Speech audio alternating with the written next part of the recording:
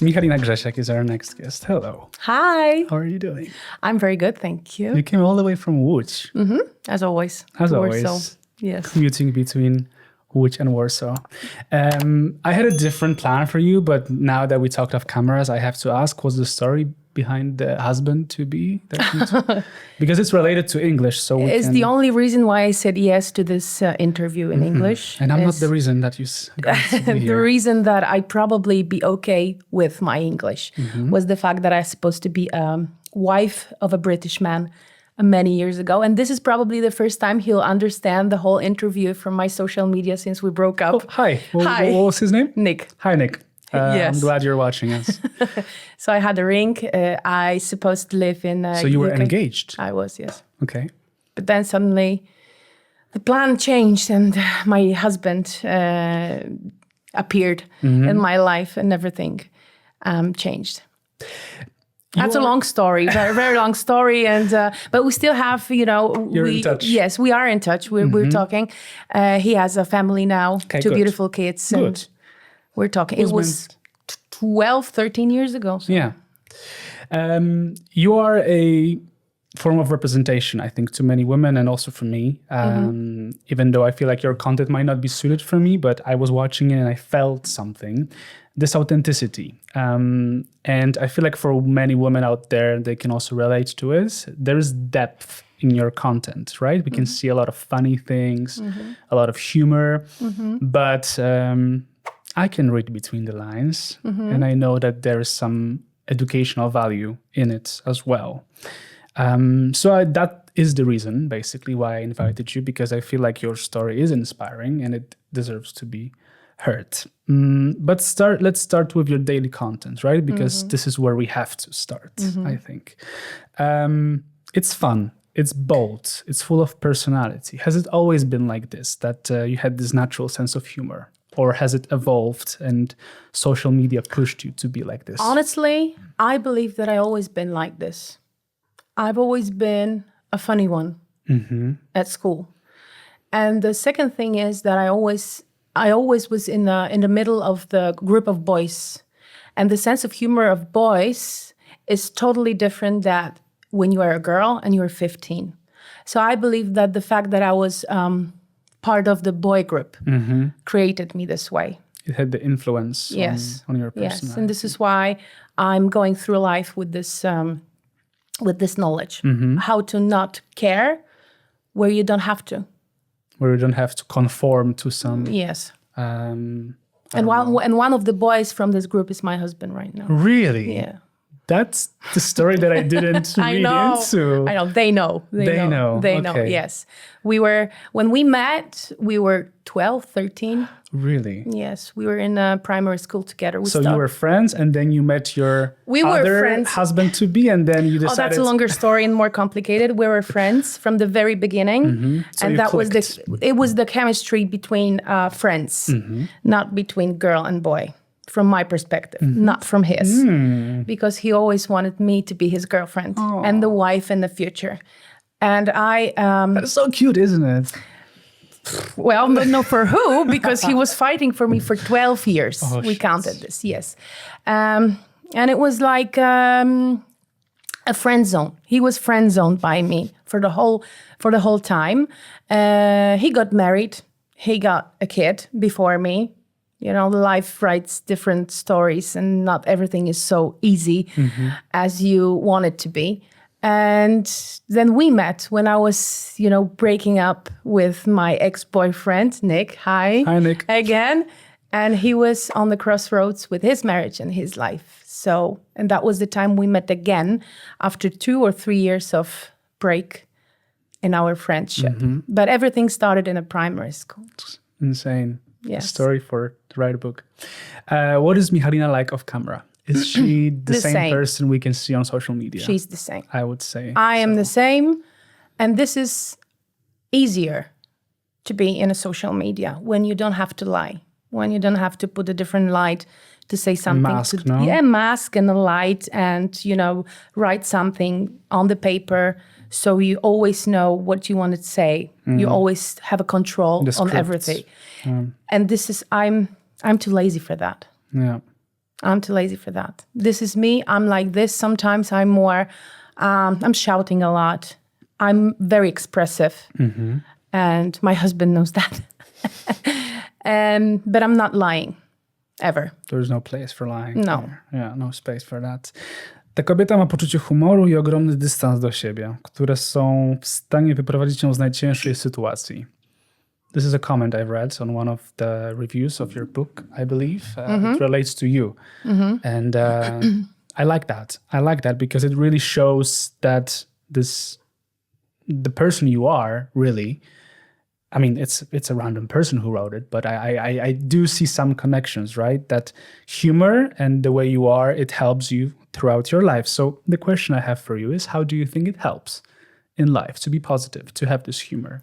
Can you always be like that? Because I don't believe it's true, right? How does it help in life to just be positive and share? I'm not always positive. I'm not always positive. But I believe that it's better to be positive when you're doing your social media, because people, they have their own problems. They don't need my problems as, extra. So I believe the humor is something that we all need. And even if I have a worse day, I'm using a humor, even for me. It's like a coping mechanism, maybe. It's something like that, yes. Yeah. So instead of, sitting down and crying, I have the times when I'm crying too. So I'm trying not to show this very often. The last year was very difficult for us in our private life. And I was trying not to show this. But I believe that this year, 2025, is a new start for the family, for a life. And this is why you can see on my social media, I started to be, again, the person I love to be the most. So smiling, funny, making jokes from life that not always is so easy. Yes. We'll be getting into that. Yes? Okay. I can't wait. I'm crying already. Look, many people see themselves in you, as I said, woman, content creator, wife. This word representation, I want to highlight it because it's important, but with that comes responsibility. Do you feel responsibility because of that? I do. Yes. When you have 180,000 right now over people watching you. It's quite it's a lot. Big audience. And right? you have to think about what you're saying. And after all these years, and it's been 12 now, me being in social media, I know exactly how the people going to react or on what I'm going to say. So I can't say anything. Plus, I know that there is no point for me to lie. Because with that number of followers, that number of people who put trust in you. And they already know you. And they know you. You have the audience that's been with you for quite some time. It's no point for you to lie. Because sooner or later, once you're lying, they will know. There is a huge possibility that one of them, two of them, they know the truth. And the truth will go out. Yeah. Yes. So there's no point. So I'm treating those people like my friends, really. I know it sounds, oh yeah, really? Yes, I'm trying to. Not to lie, show them your emotions, show them who you are really. Something they can relate to, no? This is yes, also... feel like we are, I'm not going to say friends because I don't have many friends. I have a group of friends I call friends, but I like these people. I like them, and I know that they like me too. So as for the friends, I cannot lie, and I'm responsible for what I'm saying to them, and I know that. Partnerem podcastu jest Tutlo, szkoła angielskiego online, która tak jak ja pomaga przełamywać bariery w mówieniu. When you create content, people have assumptions, and I want to ask you, what are some assumptions? What is something people assume about you that isn't true? I'm going to start with me, because people also have assumptions about me. People say I'm serious because I usually talk about deep stuff and I try to get to know the person that I'm talking with, right? So I always delve deeper, and then they're like, yeah, but he's not funny. He's just serious. He's talking about society, you know, all that stuff. But I can be funny, I think. I mean, off camera, maybe. So this is something that I notice people say about me. What is something they say about you?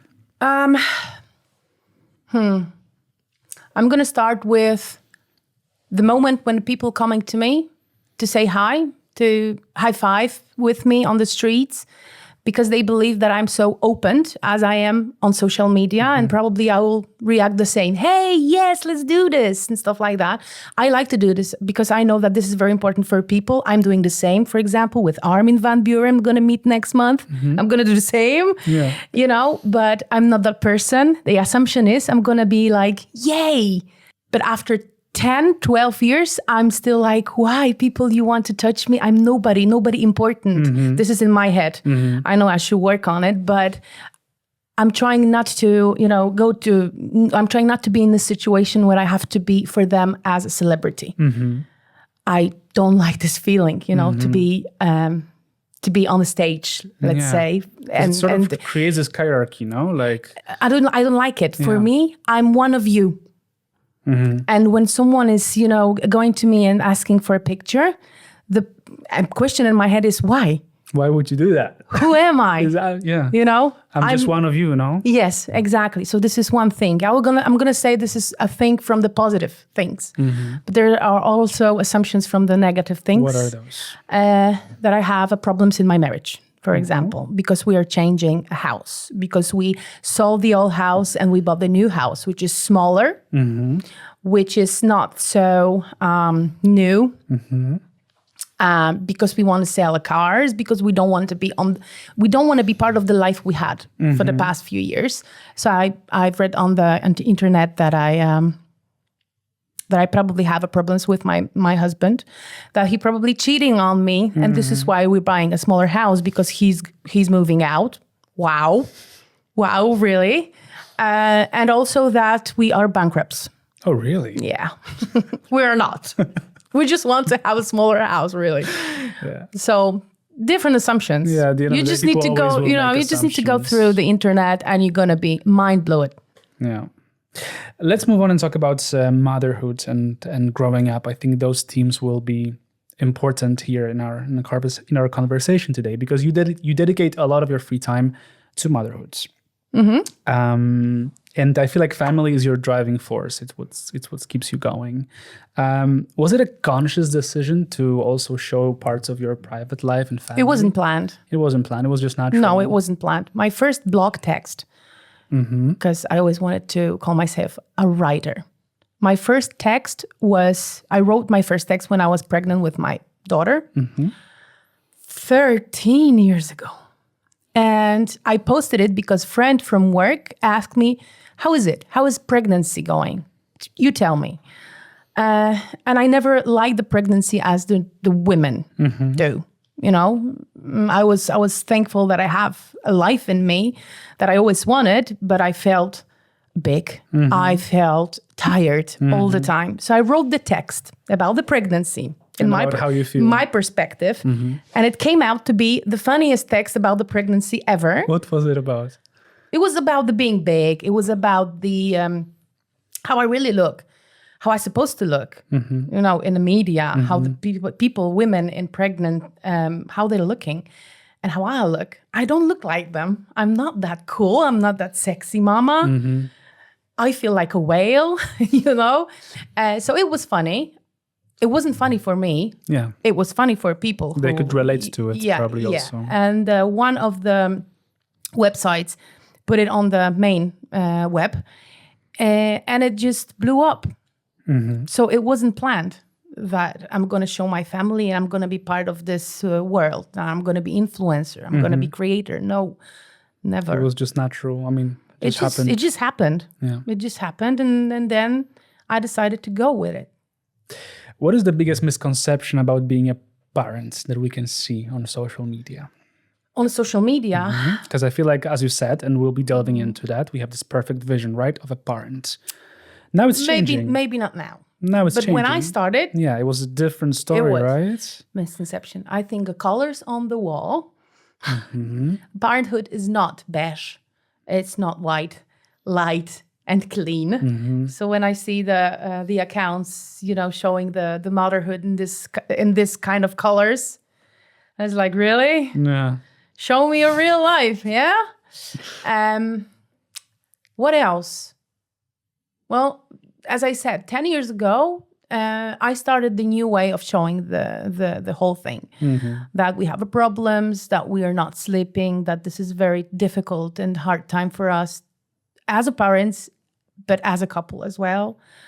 That we are trying to be a good parents, and to be a good parent, it doesn't mean always have everything planned. You have to react, right? There is a small baby that comes out to this world. It was 10 years ago. Right now, I think, and I believe that everything changed. That we know already that the people with, messy hair and, tired skin, they exist. They exist, and it's a natural part of going through pregnancy, right? Exactly. And we should just But the embrace colors, don't trust the people with the white and beige on the wall. Which topics related to motherhood should be more normalized? Because still, I think there are some topics that are not so much discussed. Peeing after sneezing. Is it actually a thing? It is. Yeah. I believe that we're not talking about this at all. I don't know why I said this right now. No. Let's delve into that now that you said it. Honestly, this is a huge problem. This is a huge problem. This is normal. When I'm talking to my friends, when I'm at the gym, this is a problem. And we can fight with this, girls. This is what I'm doing with my doctor, so I know. But we're not talking about it. This is still taboo. Totally. Yeah. And we have opportunities. We have, we can do something with it. This is not like you can, Why do you think it's not discussed? Peeing, making a poo, vomiting. This is still something what we're not talking about. But it's a humane thing. This is is happening in a normal life. So let's talk about it, That's right? what we do. I really need to have cooperation with someone, with the company, about peeing after sneezing, after the pregnancy. So maybe someone hears me out right now. They can just reach out to you. Please do. I can talk about it. Plus, I know from my doctor that this is a huge, this is a real problem, that we're not talking about it. And there is no one in, for example, social media world who would take this topic and discuss it. And say it. I have this problem, right? Yeah. We can make a fun of it right now, but this is something we can work on, girls. Okay, but if you mention it, what is the ways to cope with that problem? I mean, just like go to doctor? Biological point of view. So you can get prescriptions or like... No. Okay. It's more like... or like a surgical then issue, is it? Like how does it... That depends. Okay. That depends in what stage you are. But first of all, go to doctor and ask. And they would know what to do. Yes. Yeah. You can use my doctor. Martina? You can send the contact numbers in the description. Good. Is there such a thing as being a perfect parent? No. Because we are bombarded with a certain vision, I still think, many times, that like, we're expected to act in a certain way. We expect to raise them perfectly, but there is no such way as raising a kid in just one way, right? I just answered your question. Yeah. No. If anyone believes that this is going to happen in his case, no. Yeah. There is surprises along the way and things that are unexpected to begin with. Everything is unexpected. And something I believe that will help me to answer the question if I was a good parent or not is me in couple of 20 years asking the phone from my kids, asking me if they can eat a dinner with me. But they are calling me, not me calling them. I will call them too, but this is going to be the answer if I did it wrong or good. Or I did it good. Yeah, because then they would reach out to you. And you can make mistakes, and you will. You will make mistakes. There is no one scenario how to do things with them. She's a girl, he's a boy. She's 12, he's 9. She's interested in something different than he is. He is more emotional. She believes she's not emotional, but she really is emotional. I mean, really is emotional, especially right now when she's turning 12. You know what I mean? Yeah. You never know who is going to wake up. If that's a princess or alligator, right? And you tell me how to do this in one way. Yeah, there's no one There's no way. I just want them to always know that I love them That's the one and the strongest thing that they should know. I love you and I will do everything for you to help you to go through life. To be this role model, right? Even with the mistakes you're going to make, because you will. Yeah. But at the end, call me and visit me. I'll make you dinner. And I like that's the sound of that. All grown-ups were once children, but only few of them remember it. Do you know where this quote comes from? No. It's from The Little Prince, from the Antoine de Saint-Exupéry. Wow. book. Speak French too? But yeah. Yes, Maria. And while I was flipping through your book, Krysia, mała książka o wielkich spraw, I could really feel the simplicity and depth in it. In it, you put this perspective of a 5-year-old, if I'm not mistaken. She was 4. 4-year-old girl, and she sees the world through her lens, right? Through her eyes.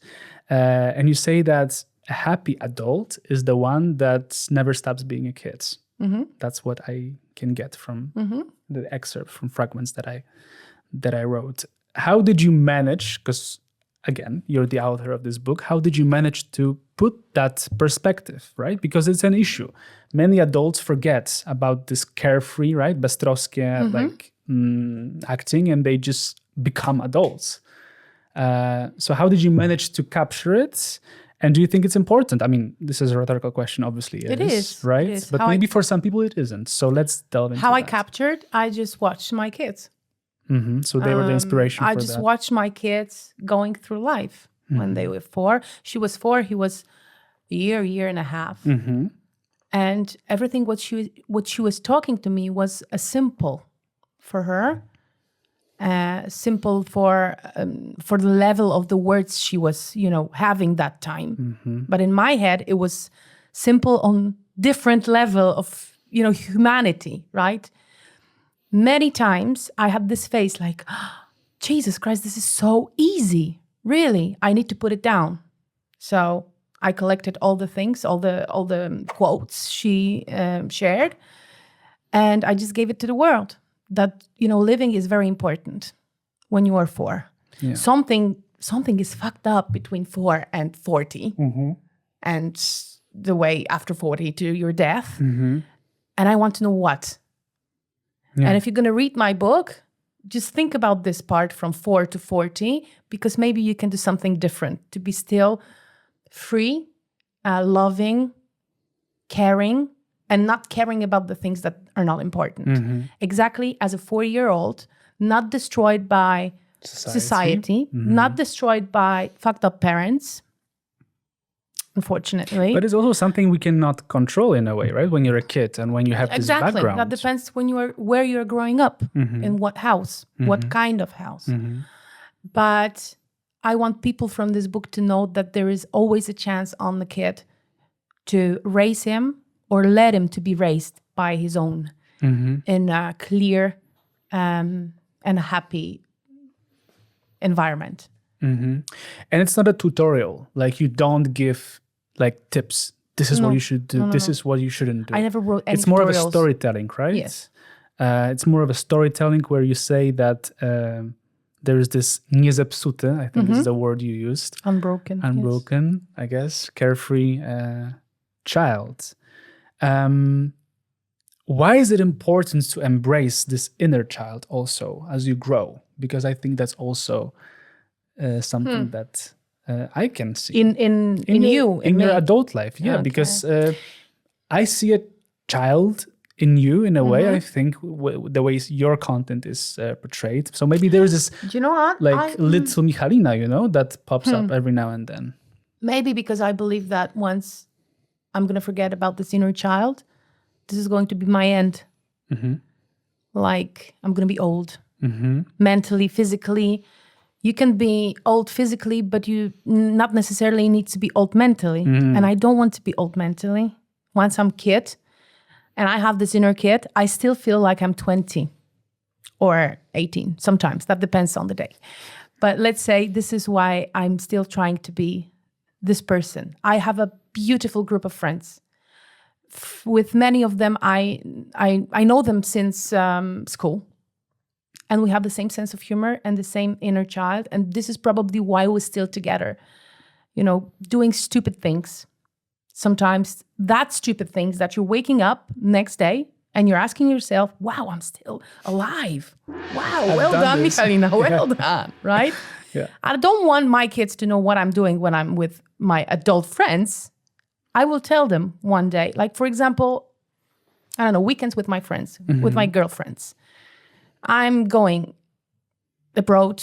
I'm spending the weekends with girls, talking about the girly stuff, you know, drinking alcohol. Sorry, people, but this is what we do. We're human beings. I know this is not very, right now, the alcohol is not what they want to hear, probably, especially in social media, but this is what we're doing. And I'm going back home, and I want my daughter to know, once she's asking, why you, I don't know, left us with dad, and you took your girls for a trip, instead of sitting with us here and spending the weekend. And the answer is, I'm spending every single weekend with you guys, but sometimes I need to take my girls and go out. Off, right? And I wish you the same girls, the same friendships as I have, to have someone to take outside of this, you know, bubble. Of this bubble you're in. And think sometimes about something different than the problems, life, being here and right now. You need this. And I wish you from the bottom of my heart to have these people in your life. And this is a learning for them as well, that I'm not always there, that my husband, that he's not always there, that we have a time for ourselves. Separate time. Yes. You time, we right? love this time. Me time, you time. Yes. And when you grow up, when you become an adult, yes, what happens then? Why do you think it is the case that we lose this childlike perspective? And is it easy to regain it? Can you regain it? Can you get back to being a child? That depends on the people around you, I believe. When you don't have friends like mine, and you have people who are very, you know, strict and they don't have the inner child in them, it's very hard to find it again. You need to think about the friendships you have. And the people you surround yourself with, right? Yes. If you don't have, I'm not going to say find yourself a new friend, because this is very heavy and this is difficult. But I don't know, go on a trip. Meet some people. Meet people, Maybe different they not become people. your best friends. But yes, but you will see the different perspective. You will see the different kind of behavior. We were in Cambodia last year with my friends and my husband without kids. And we met a guy who was over 60. And he spent the whole trip wearing dresses. He was totally, I'm not going to say normal because it will sound bad right now, but he was a guy with the family, with the kids, after divorce. And he was very open to share the story with us. But he was wearing the dresses the whole time. No one from the group said a word about it, you know? But we met a different perspective. You need to travel to have an open mind, right? But we met a different perspective.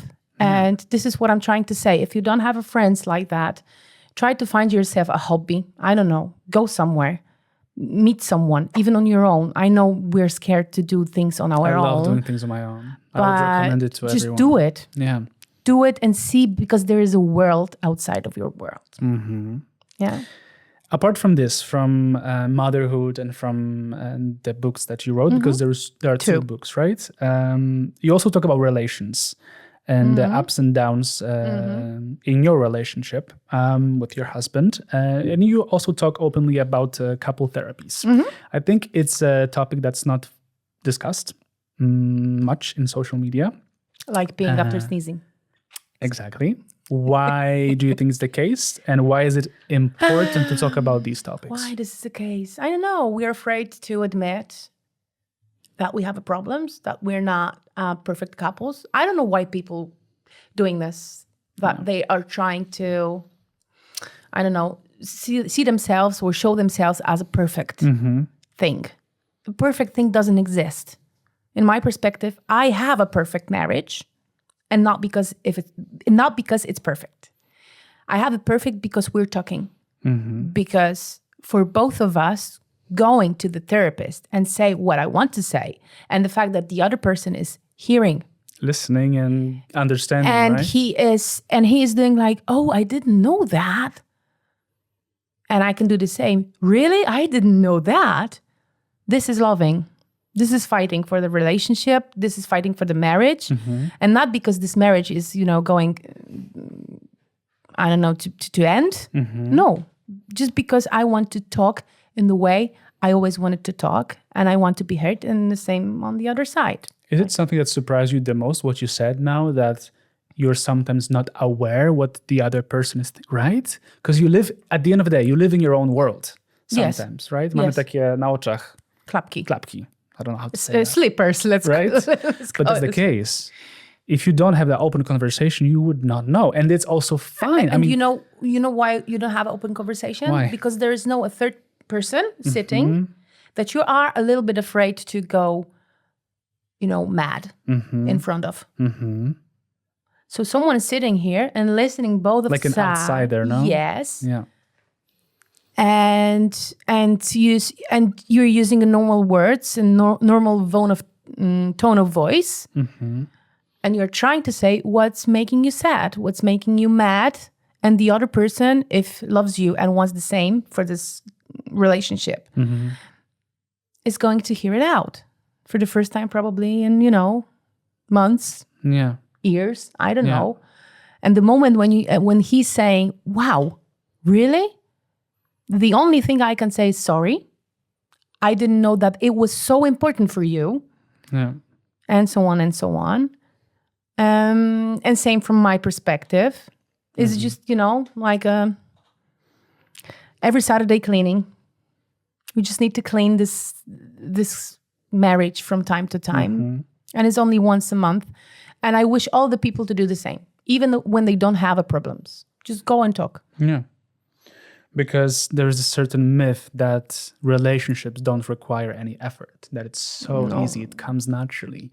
It's certain vision that we see in the movies. You watch romantic comedies, sitcoms, right? No, romantic comedies.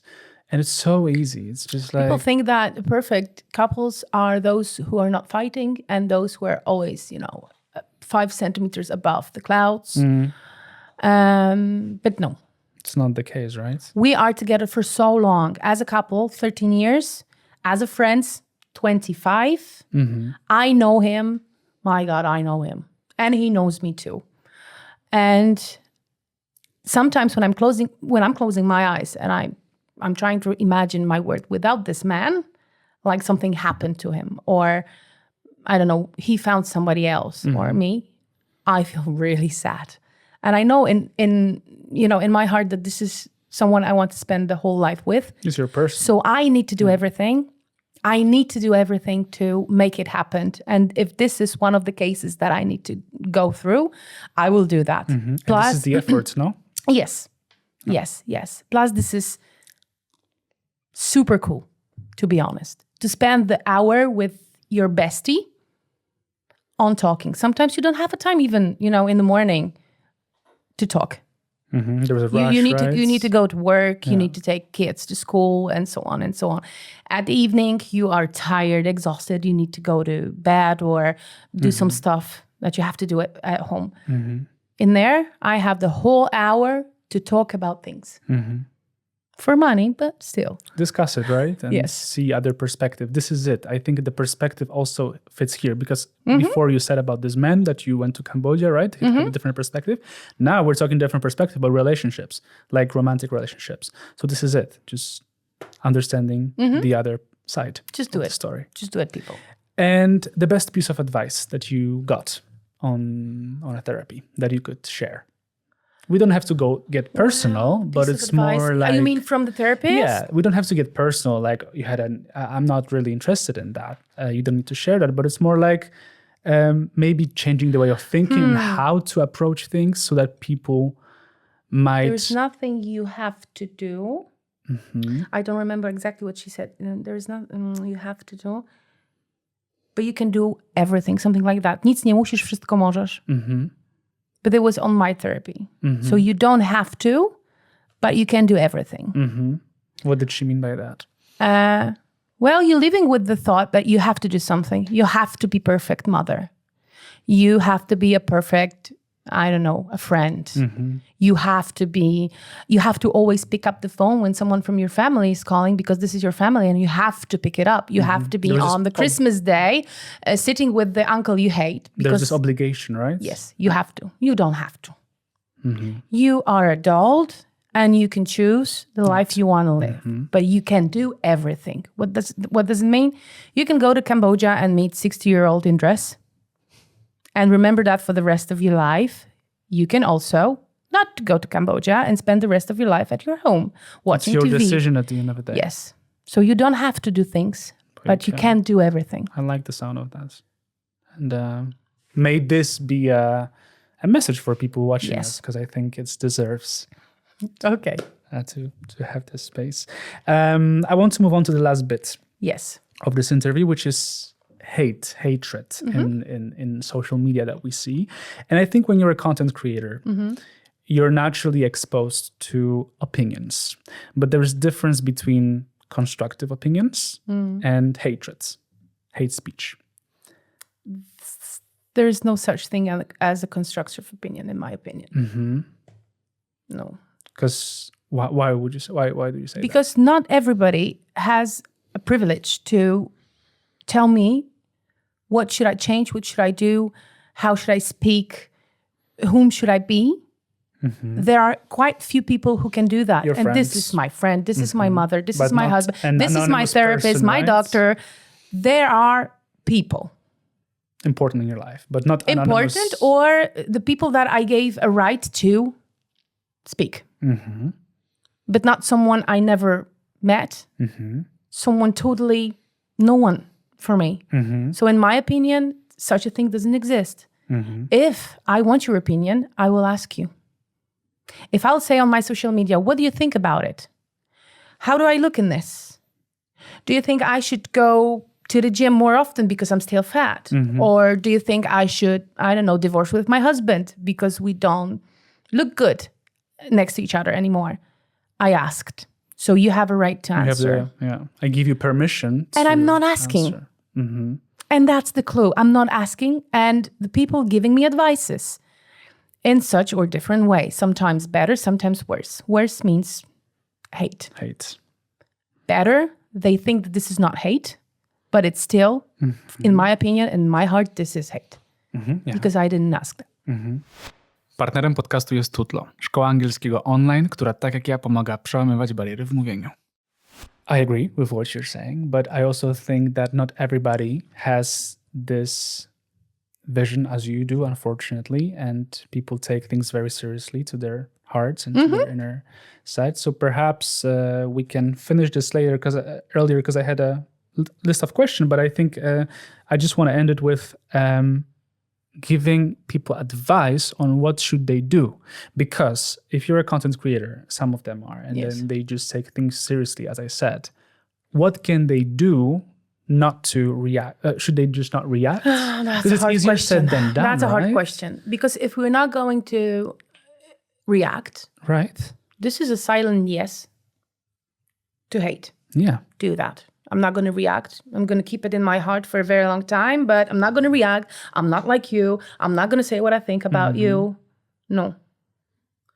Let's do everything from my perspective to stop this.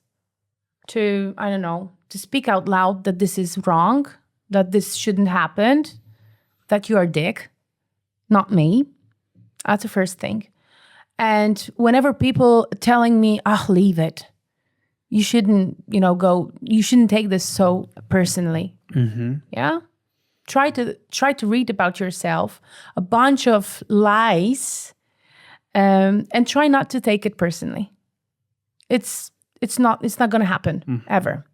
The second thing is, what you can do is remove the comment straight away.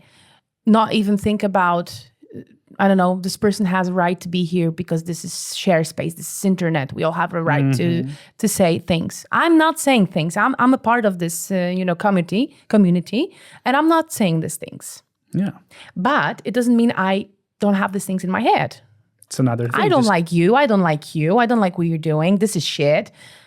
But then this is in my head. Keep it to yourself, right? I'm sharing these things with my husband, with my friends, with the people I'm sharing things on daily basis. But I don't have this need in me to share it with internet. If I don't like somebody, and I don't like people, trust me, I'm just not part of their space. This is very simple. Yeah. Very simple. I know it is. And when you are the creator, the advice I can give you, my friend gave me the same advice. What would it be? You see the DM, so direct message. You have the need to put the words on the person like, what the fuck? Don't do that. Swipe left, delete the comment because you don't even remember the nickname of this person. You will never ever find it again. And you're going to win this. You're going to win this because you're not going to react. The silence sometimes is the You're best not gonna weapon react. you can put out, right? Exactly. Yeah. And you can block people as well. But this is also a quiet yes to hate. Yeah. Because if someone wants to, they will create another account, another account. They will find you on Vinted. Really, that happens. Yes. Holy fuck. Before you blocked me, I wanted to say on a Vinted, you are like this. And the whole list of Jesus names. Christ, on Vinted, really? Yeah. Well done, you. Well done, you. Good job, Sherlock. I just always wonder, and this is not for now, but I just always wonder, where does it come from? You know, like, is it just insecurities? Is it? And all of those just- people talking about themselves, and It's mirroring, right? Yes, and Projecting. every single comment is not me, is you who is commenting me. You're writing about yourself. But I understand that, you understand that, but the people on the other side, they don't. Yeah, that's it, right? So, wrapping up, what would be the last piece of advice? You can relate it to hate, but also to anything else that we Go to doctor, discussed. girls, peeing after sneezing. I love that. Love your family. I don't know, fight for your relationships. I don't know, live a good life with your inner child. And stay authentic, maybe. I think that also. Go on holiday, travel, even to Radom. Just travel, see things. Why would you say that? Just go outside of your bubble, Yeah, wherever the bubble is. Just go, do stuff. yeah. Take a train, read a book, live. Live a life. Yes. Thank you so much. For Thank you being very here. much Dziękuję. for having Miło me. było bardzo. Bye.